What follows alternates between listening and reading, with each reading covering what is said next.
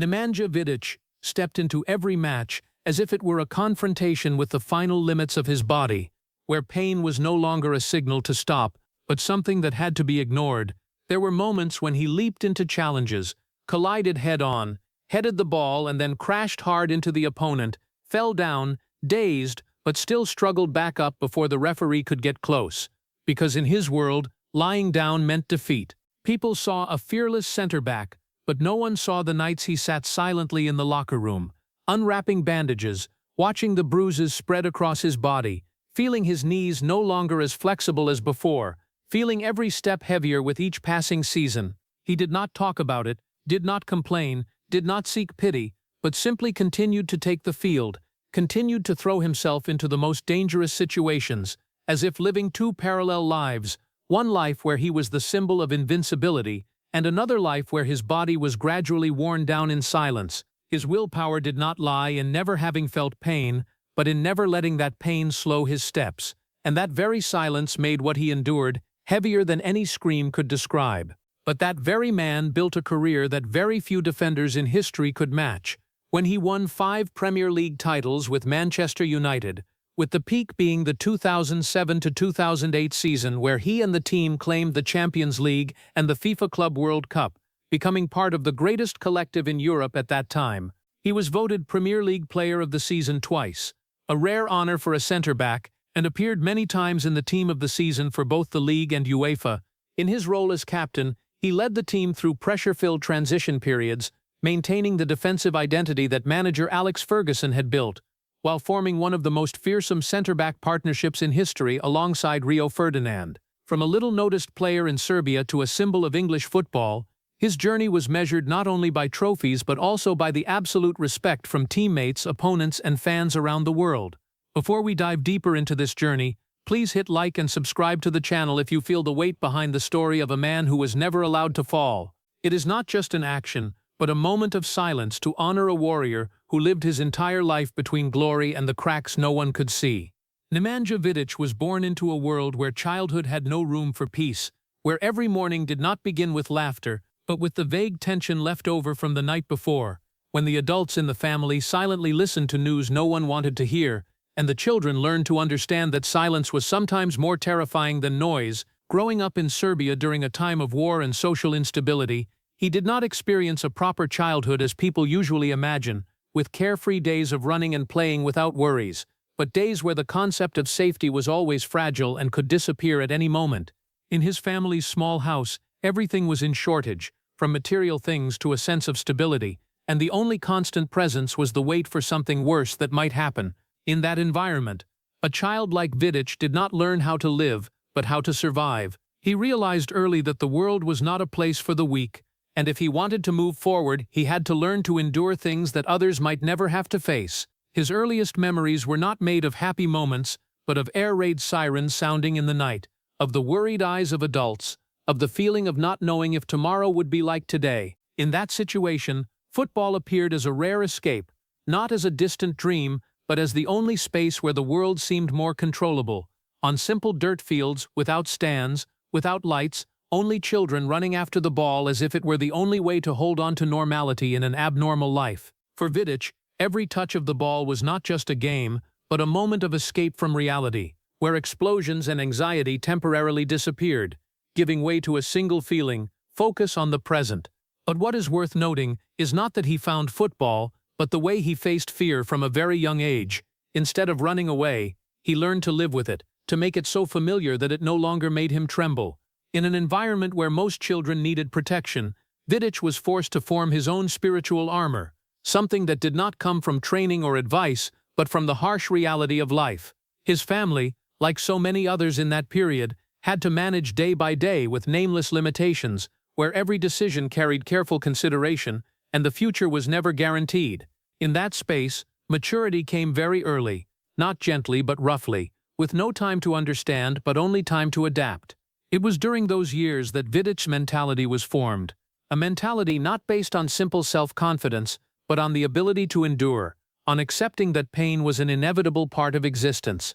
He did not grow up with the concept of giving up, because in his world, giving up was not an option, but something unacceptable. While other children could find safety in family, he found safety in the familiarity of hardship, in facing what was not easy and still moving forward. And that quietly built a foundation that no one could see at the time, a foundation that would later turn him into one of the most fearsome center-backs in world football. But at that time, no one knew what was being formed inside that quiet boy. No one knew that the fear he had experienced would not make him weak, but on the contrary, would forge him into a person who almost never knew how to retreat, a person who would carry all the harsh memories of his childhood onto the greatest stadiums in the world, where pressure no longer came from external war, but from matches that demanded perfection in every moment. Nemanja Vidić did not grow up the way a normal child was allowed to grow up.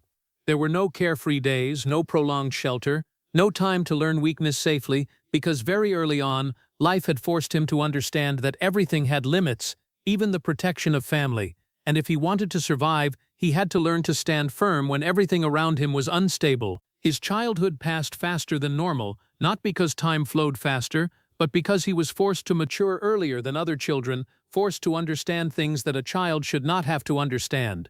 In conditions of shortage, without professional training conditions or adequate facilities, football came to him not as a shaped dream, but as a natural reflex to escape reality. He played by himself, trained by himself, learned to control his body on rough surfaces, where every run could make him slip and fall, every challenge carried the risk of pain, but it was precisely in those conditions that he began to form a special relationship with pain, not something to avoid, but something to accept and overcome. He understood early that if he stopped every time it hurt, he would never go far, and so he continued no matter how his body reacted, no matter the scrapes or collisions that left him dazed. There was no one standing by to tell him he should rest, and no one for him to complain to, and gradually silence became part of his personality. He did not learn to show emotions too much, because in the environment he grew up in, emotions were not a priority, and showing weakness sometimes meant putting himself in a more vulnerable position. Therefore he chose to keep everything inside, handle everything alone, and turn silence into a protective shell. Those days did not carry the colors of childhood, but resembled an endless training process where every day was a test of endurance. He had no proper coach, no clear development path, but that very lack forced him to create his own ways to progress, to observe, to correct mistakes himself, to learn to stand up after every fall without needing reminders. His body gradually got used to pain, his mind gradually got used to pressure, and instead of reacting with fear, he began to react with cold acceptance.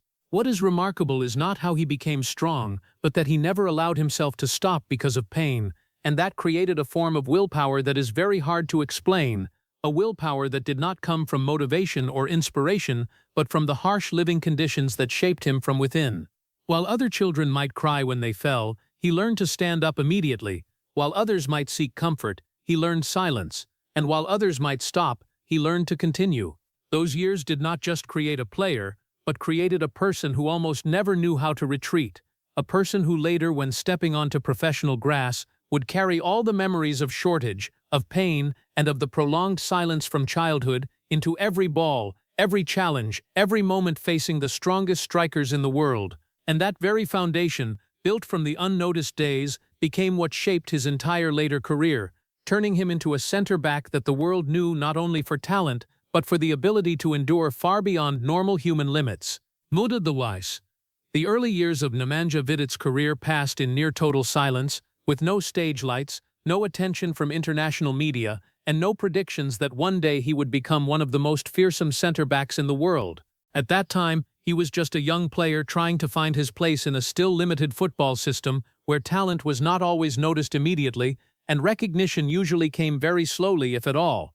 Playing in Serbia, he was not placed in a glamorous environment or surrounded by great expectations, but in a harsh reality where every match was an opportunity to prove himself, but could also be easily forgotten if not stand out enough. There were no cameras tracking every run, no in-depth tactical analyses, and almost no external pressure, only pressure from himself and from the quiet desire to go further. During that period, Vidić was not built as a star, but like a silent worker in the football world where every training session was a test, every match was an exam, and every mistake had to be corrected by himself without much guidance. He had no media backing, no resounding praise, and was not on the list of sought-after young talents. Instead, he existed in a gray area of football where many talented players could disappear before the world even realized they had existed. But it was precisely in that invisibility that he began to form an important habit: working in silence. Every day, he trained with an almost mechanical persistence, not to impress anyone, but simply to be better than himself from the day before. There was no applause, no recognition, only the repetition of effort and patience stretched across each season. He learned to observe matches in a different way, not just through technique, but through understanding of space, time, and opponent reactions, things that no one noticed in a little-known young player. His progress happened slowly but surely, like an invisible accumulation that only he himself could feel. While other players might be noticed for explosive moments, Vidić built his career through hundreds of small, unrecorded, unmentioned moments that gradually created a solid foundation. He had none of the luxury of top football, no protection from fame, and no guarantee that his efforts would be rewarded. All he had was persistence, and a very simple belief that if he kept working long enough, some opportunity would appear. And throughout those years, what made him different was not standing out, but the ability to exist in that lack of standing out without losing his goal. He learned to accept that effort did not always lead to immediate recognition, and that there were paths that had to be walked in the dark before stepping into the light. Those overlooked years became the most important background in his career, because they trained in him a quality not every player has: steadfastness that does not depend on external recognition. And even though no one saw it then, every day passing in that silence was gradually building a player that the whole world would later have to notice, not because he appeared too early, but because he never stopped in the days when no one cared about him. When Nemanja Vidić left Serbia to move to Moscow, it was not just a turning point in his career, but the first time he was truly thrown into a completely unfamiliar world, where there was no familiarity to hold on to, no language easy to understand, and no sense of belonging to help him stand firm in the first days. Joining Spartak Moscow, he stepped into a football environment harsh in both the literal and figurative sense, where the freezing weather seeped into every breath, and every training session took place in conditions where the body had to fight the surrounding environment before it could fight opponents on the field. The cold in Moscow was not just temperature, but a spreading isolation, making everything more distant, even people, even the dreams he had carried from home. In the early days, silence was no longer a choice, but the default state, because he had few relationships, no support network, and almost had to face everything new and strange around him alone. The distance from family and homeland at that time was not just geographical, but a prolonged emotional void, where short phone calls became the only anchor to keep his connection with the old world. But even those calls could not bring the full warmth he once knew, because most of the time he still had to live alone in a cold room, in a city that did not speak the same language as him, both literally and metaphorically. In that situation, football became the only thing that could keep him connected to reality, not as joy but as a duty, a conditional existence. Every training session was a way for him to avoid the loneliness eroding inside. Every match an opportunity to prove he could still stand firm, even when everything around was unfamiliar. It was here that he began to understand that strength came not only from the physical, but also from the ability to endure prolonged loneliness, and he began to build a new spiritual layer for himself, where emotions were no longer the center but discipline and focus. Training sessions in the skin-cutting cold not only trained muscles but also trained willpower, forcing him to adapt to conditions that many might consider too harsh to accept. But for Vidić, it was a natural part of the journey. He had no luxury of complaining, nor space for mental wavering, because every passing day was either a step forward or a step back, and he did not allow himself to go back. The isolation in Moscow gradually became a special form of training, where he learned to rely on himself more than anyone else, learned to turn silence into strength, and turned the distance from the outside world into absolute focus on the goal ahead. During those months, no one witnessed his transformation process. No stage lights, no external recognition, only him and the harshness of the environment reshaping him day by day. And it was precisely in that seemingly endless loneliness that the foundation of a steel player began to form more clearly, not through comfort or convenience, but through the very shortages, cold and voids no one saw. Doubts. When Nemanja Vidić left Moscow to join Manchester United, he did not step into a dream as many imagined, but into a world where belief in him had never existed. In the early days in England, everything was faster, stronger, and colder than what he had experienced in Russia, and in just the first few matches, He understood that the Premier League was not a place for small mistakes, because every half-step delay could become a mistake exposed before millions of eyes. The strikers here were unlike any opponents he had faced.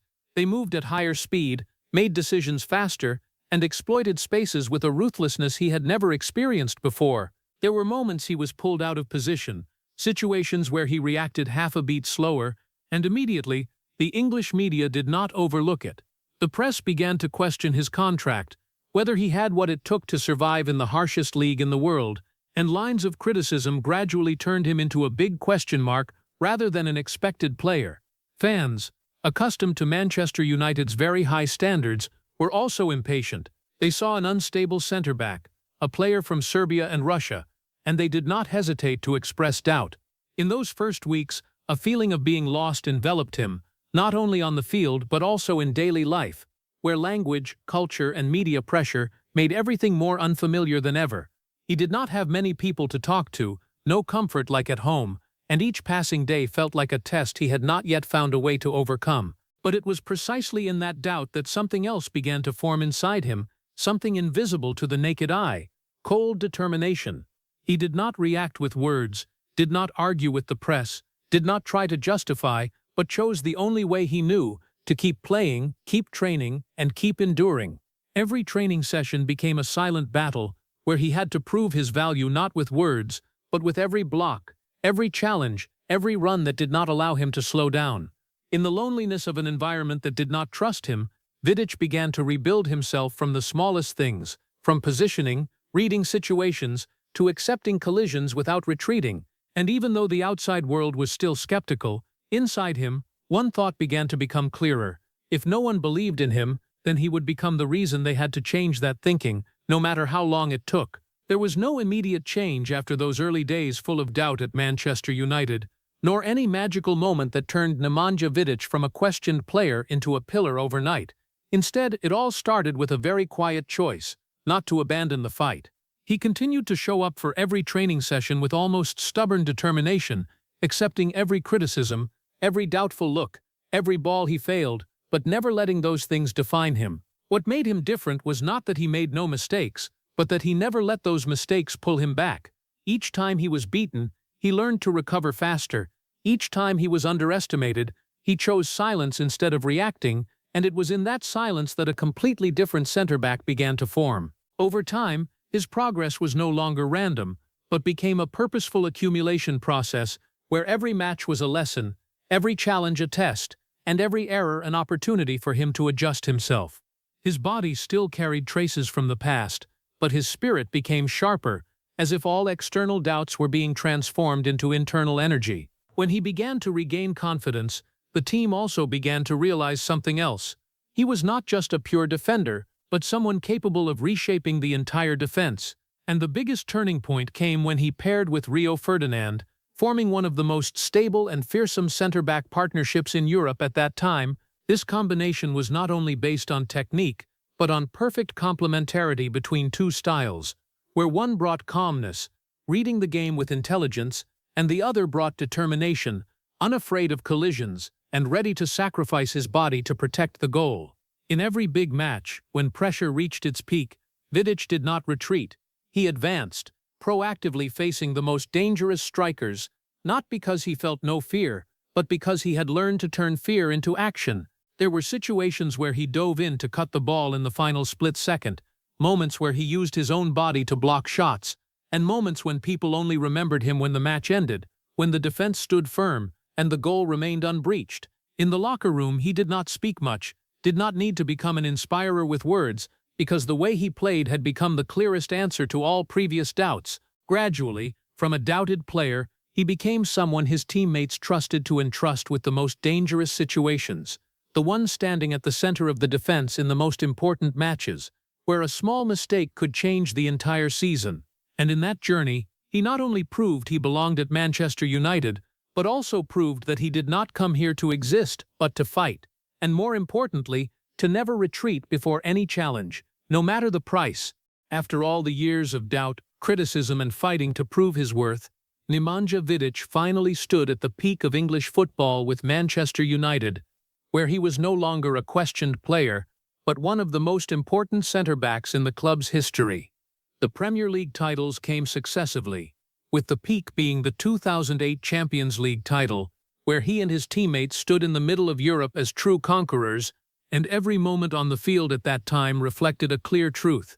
He had become an irreplaceable foundation of the team. As time passed, he was not only part of a winning collective, but was also given the captain's armband, a responsibility heavier than any trophy, because it was not just a symbolic role, but the burden of leading a team in the most pressure-filled moments, where every mistake was exaggerated and every failure scrutinized under the harsh light of global media and fans. But right when he reached the peak of fame, something else began to appear quietly: the fatigue of the body. The Premier League seasons never stopped. The schedule was packed. Continuous matches in both domestic and European competitions left him with almost no time for proper rest. His body, which had long been accustomed to enduring from previous years, now began to react differently, slower, heavier, as if every time he played left an indelible mark. The collisions that he could once stand up from immediately now required more time to recover, but he still continued, still took the field, still held the central position in the defense as if nothing had changed. But the pressure of the captain's role also did not allow him to retreat. In big matches, when the team needed a spiritual anchor, he was the one who stepped forward, the one not allowed to waver, not allowed to show fatigue, even as inside his body fought against accumulated pain. The higher he rose, the heavier the responsibility, and the heavier it got, the larger the gap between the perfection the world expected and the reality his body had to endure. There was no time for full recovery, no long enough breaks to heal small injuries. Everything was compressed, accumulated across each season, creating a state that only he could clearly feel. The decline happened slowly but inevitably. The outside world looking in saw a strong captain, a centre-back who never retreated, a symbol of stability in Manchester United's defence, but inside, every match was a time the body had to pay an extra small price, every season a time the endurance limit was stretched a little further. And that very contrast created a painful paradox. The higher at the peak, the further he moved from his true healthy state. No one saw the full trade-off, because it did not appear on the scoreboard, was not recorded in statistics, and was never mentioned in trophy-lifting moments. But it existed, quietly, persistently, like a parallel part of the glory that only he had to carry.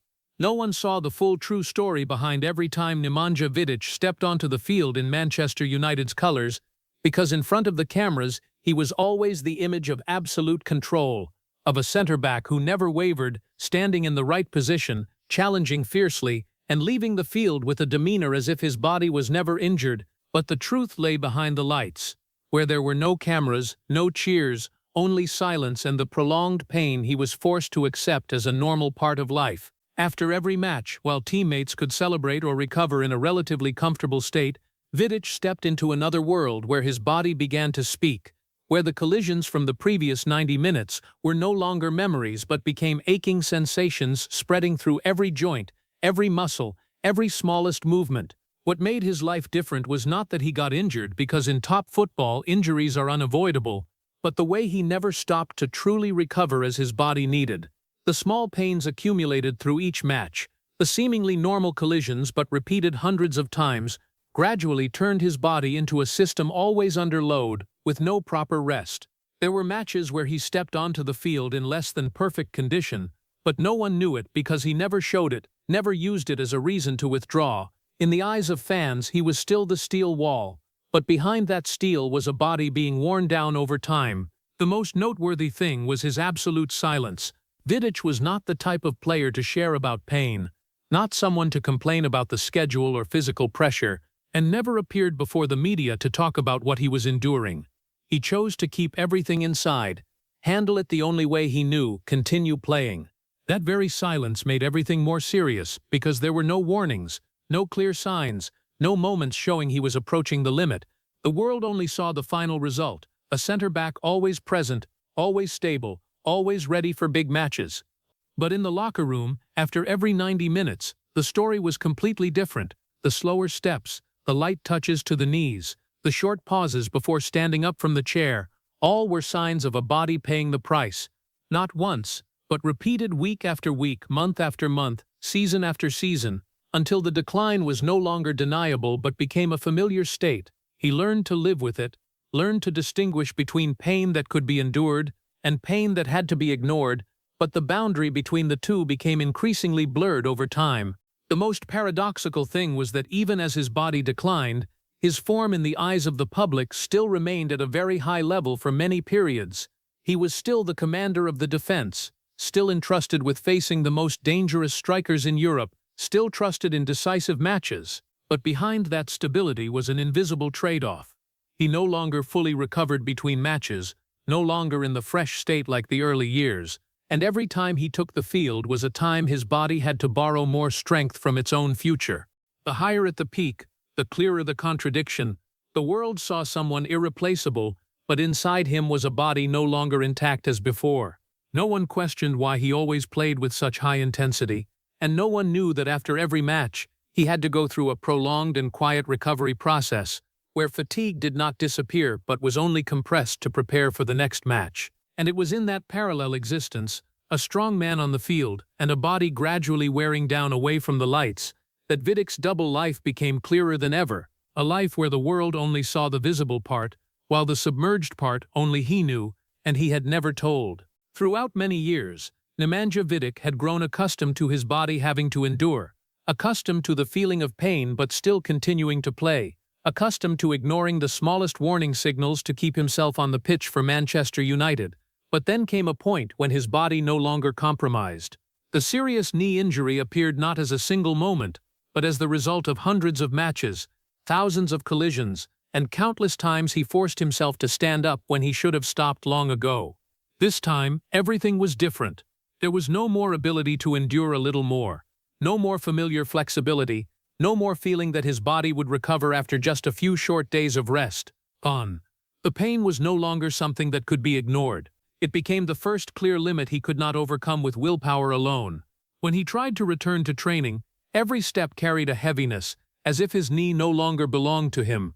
The movements that had once been instinctive, turning, tackling, jumping, now became slower, stiffer, and no longer as precise as before. This was not a temporary decline, but a fundamental change in the way his body functioned. The recovery process dragged on longer than anything he had ever experienced in his career. There was no longer the familiar rhythm of top-level football, no longer the feeling of preparing for the next match, only repetitive therapy days, monotonous recovery exercises, and uncertain waiting. Every small step forward came with the risk of stepping back, and no one could guarantee he would return to how he was before. Throughout that time, for the first time he had to face a truth he had always avoided before. The body is not limitless. It has limits, and that limit was now clearly visible right in front of him. The hardest thing was not the pain, but the change in his perception of himself. Vidić had built the image of an unbeatable center-back, a man always ready to face any striker, never retreating, never showing weakness. But when his body began to react differently, he was forced to accept that willpower was not always enough to overcome biological limits. It was a cold truth, not loud, but undeniable. In the returning training sessions, he clearly felt the difference. The accelerations were no longer as sharp as before. The ability to turn in tight spaces was restricted, and situations he once handled by reflex now required an extra fraction of a second. But in top-level football, a fraction of a second is enough to create a big difference. He began to realize that he had not forgotten how to play football, but that his body no longer responded in the old way. This truth did not come in one day, but gradually, through each match, each training session, each time he felt he could no longer reach the level he once had. And with it came a feeling hard to name, not failure, not giving up, but a slow acceptance that there are things that cannot be kept forever, no matter how strong the willpower. He did not talk about it, he did not turn it into a public story. But in silence, he understood that he was standing before a new threshold in his career, where the question was no longer how strong, but how much longer he could maintain it. And as the answer became clearer over time, he began to face the hardest thing for an athlete, not defeating opponents, but accepting the limits of his own body. After the years when his body had to endure more than could be measured, when injuries gradually became an inseparable part of his career, Nemanja Vidić began to find another space, where he was no longer the steel center-back of Manchester United, no longer the man who had to face the world's top strikers, but simply an ordinary man in his own life. That was family. the only place where he did not need to prove anything. In the football world, he was always seen as a symbol of toughness, but when he walked through the door of his home, all those shells were gradually set aside, leaving a quiet, reserved man almost completely detached from external pressure. Family life with his wife and children became the most important part that helped him balance everything that had been worn down over time. In that space, there were no cheers, no pressure to win, no questions about form or injuries, only simple moments that he had rarely had during the peak of his career. He began to spend more time on the small things that had previously been left behind. Family meals, short conversations, moments of silence that were not heavy. What was special was that in the family space, the image of the unbreakable warrior almost completely disappeared. He was no longer the one who had to control the defense, no longer had to face decisive balls in a matter of seconds, but became a father, a husband, where presence mattered more than any trophy. It was in those moments that he began to realize his value did not only lie on the pitch, but also in the most ordinary things he had once traded away to pursue his career. The presence of family helped him gradually escape the tense rhythm that had lasted for many years. Long trips, continuous matches, and non-stop pressure from the media and fans were gradually replaced by a slower rhythm, where time was no longer divided into matches and seasons. In that space, he had the opportunity to look back at himself, not as a player, but as a person who had gone through many phases that few could fully understand. Family also became the place that helped him face things he had previously often avoided. When he no longer had to stand on the pitch, he began to feel more clearly what his body had been through, and the quietness in his private life made the memories of injuries, pressure, and fatigue clearer. But instead of being swept into it, he learned to let it exist as a part of the past, no longer controlling the present. The everyday moments, seemingly simple, carried much greater meaning for him. Sitting with family without being interrupted by the match schedule, being present for his children's small events, or simply an evening without football. These were things that for many years he had almost no chance to experience fully. In that space, family was not just a place of rest, but became a true spiritual anchor.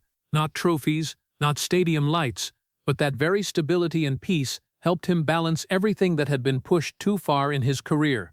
And even though the outside world continued to revolve around football, in that small house, for the first time he felt he was not defined by the role of a player, but simply a man living his own life. After leaving the peak period with Manchester United, Nemanja Vidić stepped into a phase without the familiar spotlight, when his body no longer responded as before, and every movement on the pitch carried signs of time that had accumulated for too long. He joined Inter Milan not with explosive expectations, but in a quieter atmosphere where people saw him as an experienced player entering the final years of his career. But the reality on the field quickly showed clear changes. Speed was no longer his strength. His career ended not with loud applause, but with a long silence. But in that silence, there was a completeness that not everyone achieves. The completeness of a man who had gone through his entire journey in his own way, not swept up in showmanship, and not broken by external expectations. And as football continued forward with new generations, his name still existed as part of memory, not because of how he said goodbye, but because of how fully he had lived every moment before.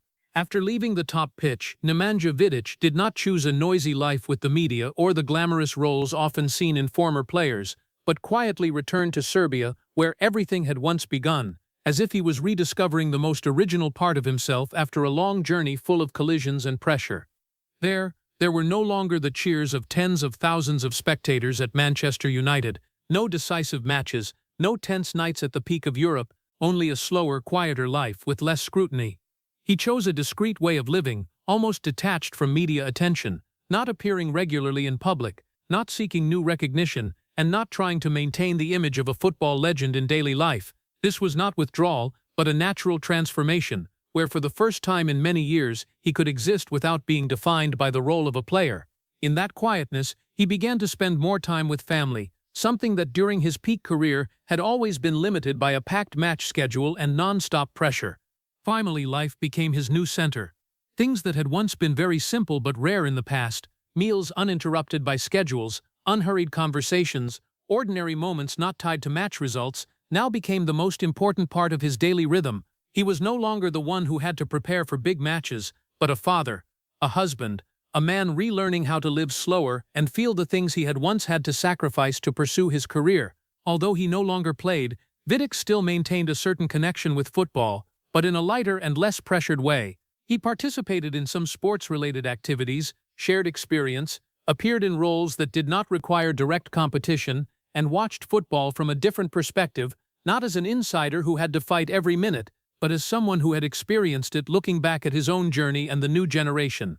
Conversations about tactics, about competitive spirit, about the values of perseverance now were no longer tied to result pressure, but carried more of passing on than struggling. In this period, what was clearest was not a career change, but a change in life rhythm. After many years living under the continuous pressure of top-level football, where every week had important matches, every mistake was scrutinized, and every success only lasted a short time, he now stepped into a completely different state, where there was no urgency, no pressure to prove anything, and no continuous monitoring from millions of eyes. It was not loud, not showy, but deep enough to replace the previous years of tension. And in that space, he began to feel again the simple things that had previously been obscured: time, family, and the presence of himself in every moment not related to football. Vidić's life after football was not built to become a new dramatic story, but like a natural continuation of the long journey that had passed.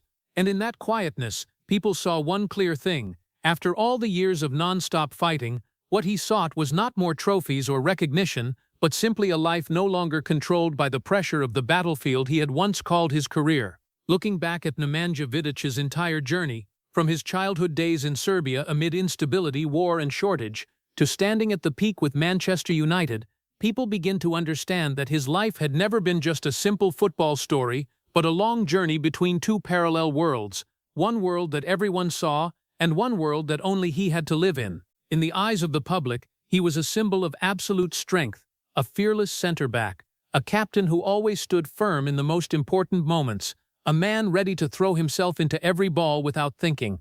But behind that image was a man who had to learn to endure pain from a very early age, from an incomplete childhood, from the years of war, from lonely days abroad, and from hundreds of matches where his body was pushed to limits no one really saw. His double life was not a secret in the usual sense, but the simultaneous existence of two realities: one reality of stage lights where he was praised as a steel warrior, and another reality where every match left marks on his body, where injuries accumulated over the years, and where silence became the only way to continue existing. There is no exaggeration in this, only the truth that top-level football always demands more than what people see. Throughout his career, he achieved things that any player would dream of: Premier League titles, the Champions League title, the captain's role at one of the world's biggest clubs, and respect from teammates and opponents alike. But parallel to those achievements were things that could not be seen on the honors list: prolonged pain, playing when his body was not at its best, and moments when he had to continue stepping onto the pitch even though he knew his limits were gradually approaching. What makes his story special is not only what he achieved, but what he traded to achieve it. Time, health, the integrity of his body, and to some extent the peace during his peak years, all were placed on the scale along with glory. And there is no simple answer for what mattered more, because for him, both sides of life existed in parallel and could not be separated. When his career ended, and when he stepped out of the stadium lights, what remained was not the image of an invincible warrior, but the image of a man who had gone through both glory and injury and chose to continue living in quietness. Life after football was not an escape, but an acceptance that no peak state lasts forever, and every journey needs a stopping point so a person can return to himself. Today, when looking back, Vidić's story is not defined by single glamorous moments, but by the entire process he went through, from a child growing up in war, to a doubted player, then becoming a captain of a football empire, and finally a man who chose peace instead of continuing to chase the spotlight. Nothing in that journey was perfect, but that very imperfection made it truer, more human. And when all is looked back upon, what remains is not invincibility, but perseverance, endurance, and the ability to keep standing up even if it meant paying the price with his own body. Vidić is not a story that ends in victory or defeat. He is a story of existing between two worlds, where one side is light and the other is the cracks no one sees. And in the silence of the present, he continues to live, no longer needing to prove anything, just existing in his own way, in quietness and acceptance. Looking back at Nemanja Vidić's entire journey, People cannot see him only as a legendary centre-back of Manchester United, but must see him as a man who lived fully in two opposing worlds, a world of glory and a world of silent pain. From childhood in Serbia amid war, where air raid sirens and instability became his earliest memories, to the lonely years at Moscow in Spartak Moscow's colors, then the harsh pressure of the Premier League, all had shaped a man who was not only physically strong, but also resilient to the point of almost never allowing himself weakness. But that very resilience came with a very high price, a body worn down through every match, knee injuries, continuous collisions, and the prolonged silence about what he truly had to endure. The most painful thing in this story does not lie in the trophies or glory, but in the fact that he had to learn to live with pain as a normal part of life, without complaining, without showing it, only continuing to move forward. From an American cultural perspective, Vidić's story carries a profound lesson about the cost of excellence. American society often celebrates the image of the winner, those who are always strong, always overcoming every limit. But this story reminds us that behind every such symbol are often injuries no one sees. Vidić did not only fight opponents on the field, but also fought his own body in silence, and that is the kind of sacrifice audiences rarely think about. The lesson drawn is not only respect for those who stand at the peak, but also the understanding that success always comes with limits, and humans cannot keep overcoming them without paying a price. His life is a reminder that true strength does not only lie in never falling, but also in knowing when to accept one's own limits, and finding peace again after it all. If you feel the depth and the silent sacrifice behind Vidić's story, please hit subscribe to join us in continuing to explore emotional journeys like this. Thank you for accompanying us to the end of the video, and see you in the next story, where great people continue to live in our memories.